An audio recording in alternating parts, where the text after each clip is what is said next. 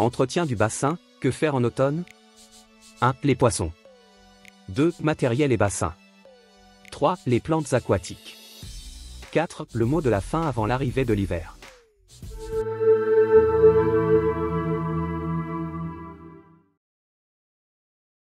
À partir de septembre, les petits poissons de l'année atteignent 4-5 cm pour la première génération de poissons rouges, 6-7 cm pour les petites carpes koi. Il faut qu'ils prennent des réserves pour passer au mieux l'hiver. Un nourrissage régulier de qualité est nécessaire, surtout si pendant vos vacances vos poissons ont quelque peu jeûné. Préférez toujours une nourriture dense et compacte à un aliment trop extrudé, volumineux mais léger. Sauf en cas d'invasion massive, les naissances de l'année pourront être gardées dans le bassin jusqu'au printemps.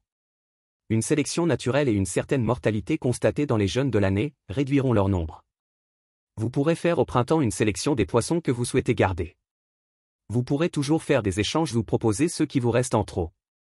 Attention cependant, la tentation est grande de vouloir tout conserver, la majorité des problèmes rencontrés dans un bassin provient uniquement d'un déséquilibre, d'un mauvais rapport, entre le volume du bassin, la capacité de filtration et le nombre de poissons. C'est un risque à ne pas prendre car vous pourriez vous retrouver avec plus aucun poisson assez rapidement.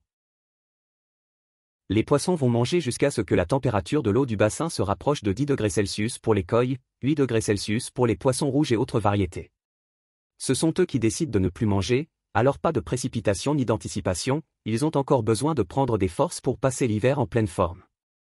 Pour les personnes possédant des esturgeons, ne pas oublier que ceux-ci continuent de s'alimenter même lorsque la température du bassin est basse. Vous pouvez commencer une cure de vitamines, 2 ou 3 repas par semaine, à ajouter à la nourriture des poissons. Bien laisser le temps aux produits d'imbiber les granulés. Avec température basse qui se maintiennent et des poissons qui ont toujours un peu d'appétit, une nourriture à base de germes de blé, protéines végétales à la place des protéines animales de la nourriture classique, est préférable car plus digeste. Dès que le froid arrive, éventuellement avec le gel du bassin, les carpes koi restent au fond et ne bougent pratiquement plus. Il ne faut plus les nourrir jusqu'au printemps. Parfois lors de journées ensoleillées, elles remontent à la surface prendre un peu de chaleur. Maintenant il faut éviter d'intervenir dans le bassin afin de permettre le meilleur hivernage possible à vos pensionnaires. Si le filtre est encrassé, vous pourrez faire un avant-dernier nettoyage avant l'arrêt complet de la filtration. Vous pouvez aussi anticiper et commencer à vous équiper, cloche anti-gel, aérateur, à placer à l'abri du gel et de l'humidité, filet anti-feuilles, bactéries. Pour les bassins ayant quelques années d'existence et présentant un dépôt de vase organique assez important, de 2 à 5 cm, vous pouvez, cet automne, introduire des bactéries qui vont minéraliser cette matière, la rendant sans danger pour vos poissons, dégagement de méthane.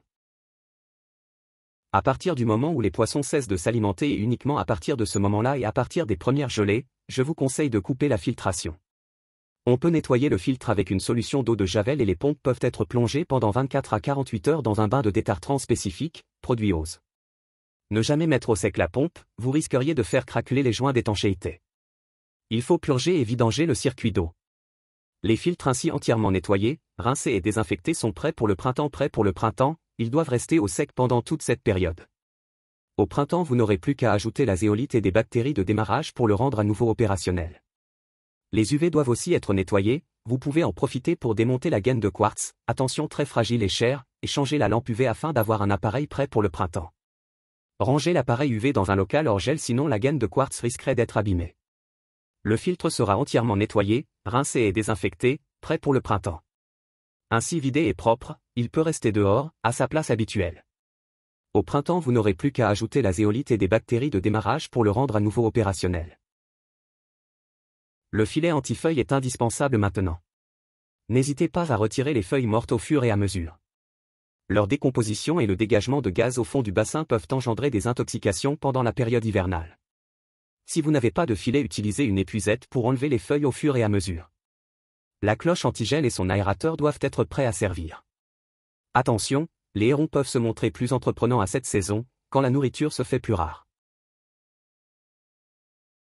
À partir de septembre, c'est la fin des plantations dans le bassin. Il est trop tard aussi pour la division des plantes. On attendra maintenant les mois d'avril et de mai. Il faut continuer à entretenir la végétation du bassin, tailler, couper les inflorescences des plantes qui se ressèment facilement, Alisma, Mimulus, Lythrum. Les nymphéas demandent un brin de propreté, fleurs et feuilles fanées. On laissera tranquille les Thalia, Pontédoria, lotus qui ont besoin de récupérer l'énergie contenue dans les vieilles feuilles pour préparer leur hivernage et leur prochaine saison. Si vous devez couper des tiges taillées 10 à 15 cm au-dessus du niveau de l'eau, sauf nénuphar bien sûr.